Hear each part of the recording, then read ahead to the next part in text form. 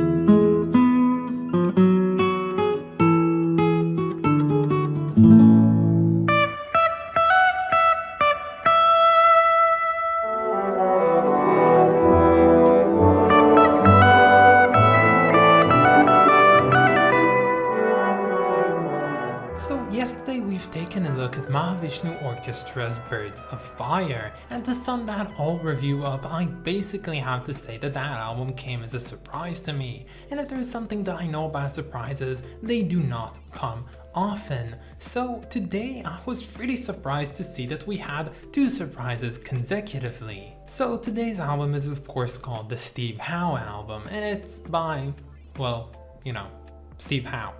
And yeah, if you don't know who Steve Howe is, firstly, shame on you, and secondly, of course, he is the quintessential guitarist for the band Yes, and he plays amongst the ranks even up until today. Now, of course, after the very successful and almost life-changing experience he had with Yes up until 1974, the band decided to take some self-imposed hiatus to let its individual members work on their solo projects. And well, in that hiatus up until 1977, we saw several of the individual Yes members go on to create their solo projects, like Elias of Sun Halo by John Anderson, or Fish Out of Water by Chris Squire, or even The Myths and Legends of King Arthur and the Knights of the Round Table by Rick Wakeman. And in that time, specifically in 1975, Howe made his own solo debut album, this one called Beginnings. Now personally, I've never heard the album Beginnings, but I've read and heard many people talking about it, so I know the gist of it quite well. And the basic premise of this album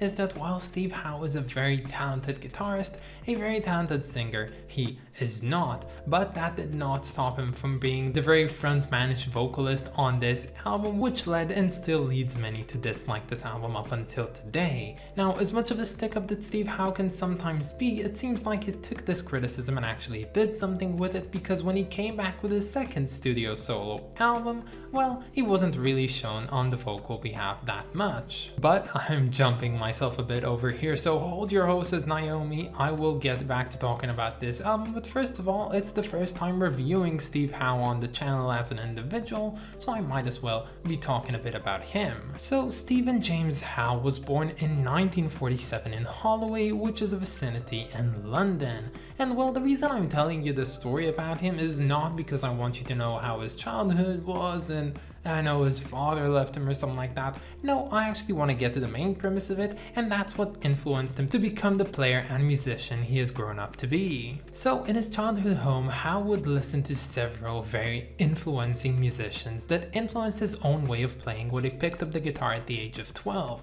with the first one of course being Les Paul, being this quintessential blues, jazz / country music artist that played mostly in the 1940s and 1950s, and of course he was also self-taught on the guitar, something that Howe would also do himself. Two other artists were of course Barney Kessel and Wes Montgomery, both being these very talented and very unique and quintessential jazz guitarists, which Steve Howe would actually take inspiration from a lot of the techniques that they coined themselves, and he would use them and even develop them on in his own work. And of course, who if not all, he was inspired by Mr. Guitar himself, also known as Chet Atkins. Now of course, if you know anything from Steve Howe, you can definitely tell how well inspired he is and how sort of he mimics the Atkins sound in a way, but I do believe that what Howe learned from Atkins himself could actually be summed up in a quote that he said, where he stated that Atkins taught him that as a guitar player he could play whatever he wanted. And this idea of the limitless guitar player with its infinite sounds as something that really developed onwards in Howe's styles of playing, and honestly you can hear it in every single song that he's on. He's always so limitless with what he can do, and it's honestly pretty astounding. Now jumping a bit in time again, of course after attending several lineups of bands, Howe would eventually join the band Yes and develop their sound further than anyone could have imagined, propelling them to be one of the quintessential progressive rock bands of all time. But of course his influences and his roots did show up several times while playing with Yes, and you can definitely find it on his standalone tracks like The Clap from the Yes album, or even South Side of the Sky from the album Fragile. And well, if you like these two songs and you've yet to hear the Steve Howe album, I can assure you that you will love this one as well. Now the Steve Howe album, I don't know how the first was, but the Steve Howe album I feel is like Howe coming back to his own roots. All the influences that he's taken from the past and a bit of what he's learned with being with Yes and stuff like that is all coming to fruition in this one album.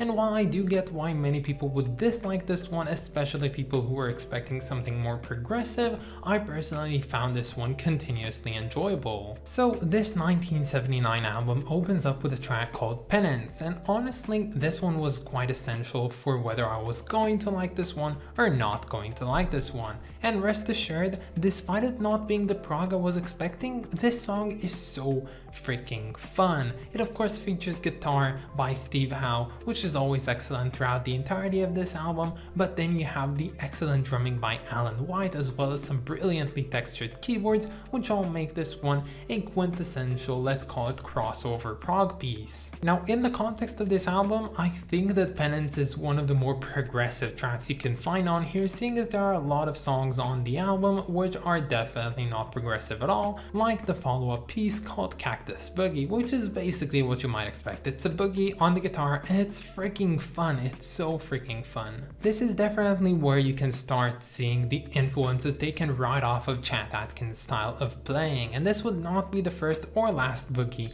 on the album, as we'll see some more coming along the way. And after this one we have a song called All's Accord. Now this one is pretty much the most progressive you get out of this album, and it's led a lot by the drumming by Bill Bruford as well as the keyboard playing by Patrick Moraz. This song is brilliant, and honestly if I was looking for something deeply progressive I would have chosen this one as my favorite. But this song, which up until this point seemed like it was gonna be just perfect, was suddenly spoiled by a brain fart by Howe himself. He for some reason forgot that he doesn't really know how to sing on his own, and he starts singing on here and it just wrecks the entire song, and it's such a shame. Now the following track is called Diary of a Man Who Vanished, and honestly it's yet another one of those rags / boogies to be found on this album, and it's fine, it's really fun and I enjoyed it a bit, but I do believe that there are other songs similar to it on here that are slightly better. But the following track to come after this one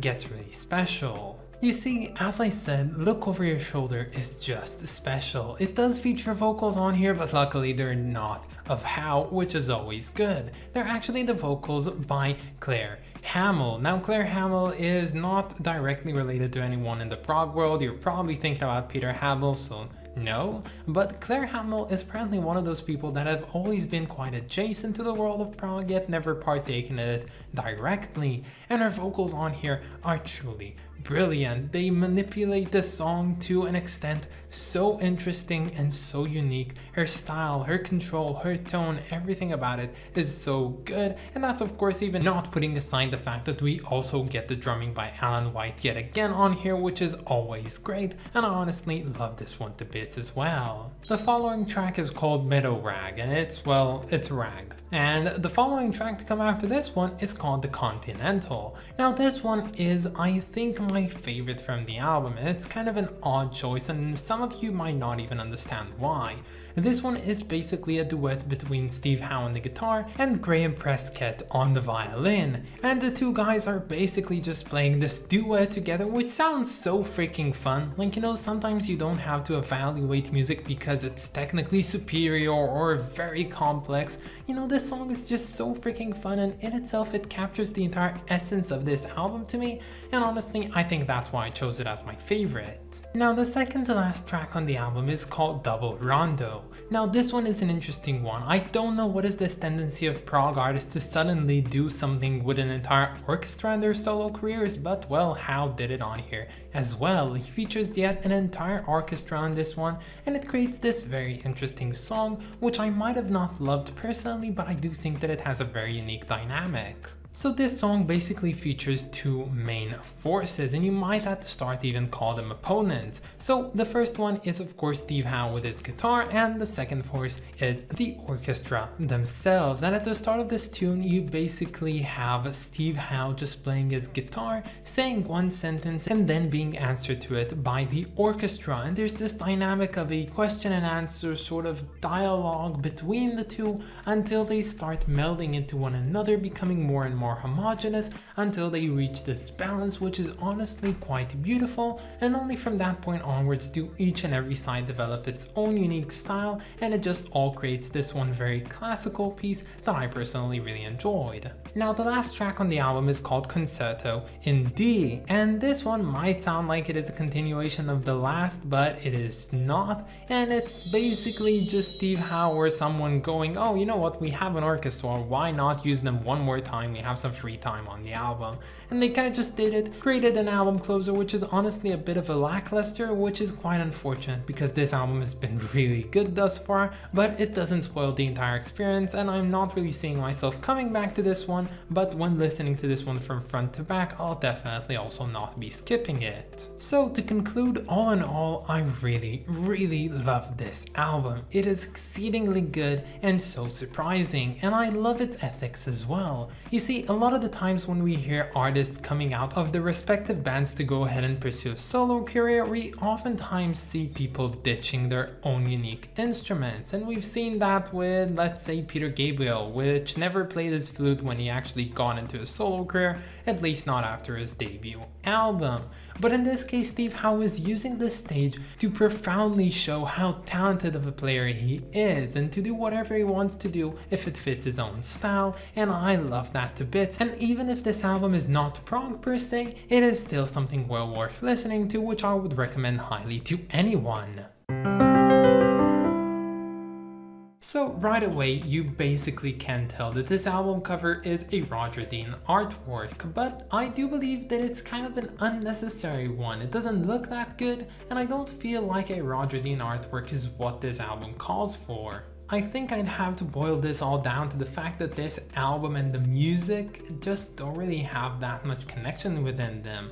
Look at this cover, even if you open it up and looking at its entirety, I don't really find anything that yells, you know, the Steve Howe album, except for the title of course, which honestly doesn't really make that much sense. And yeah, I think that this album could have had such a better cover all in all, and it's a bit of a shame seeing as it uses a Roger Dean, which is one of the more typical covers I've ever seen created to represent such a great album like this one. So all in all, this album was surprisingly amazing, and for it, it's gonna get a very very prestigious rating of 9 out of 10. But that's about it, guys. I hope that you enjoyed this video and stay tuned for tomorrow because we're going to be listening to Rush by Rush, their self-titled debut album. I of course want to thank my lovely supporters over on Patreon, so thank you so much to Clay Warner, Of Kings, and Lindsay Haycox. You guys are just the best. And if any of you want to support me over on Patreon, you can find the link down in the description or in my about page.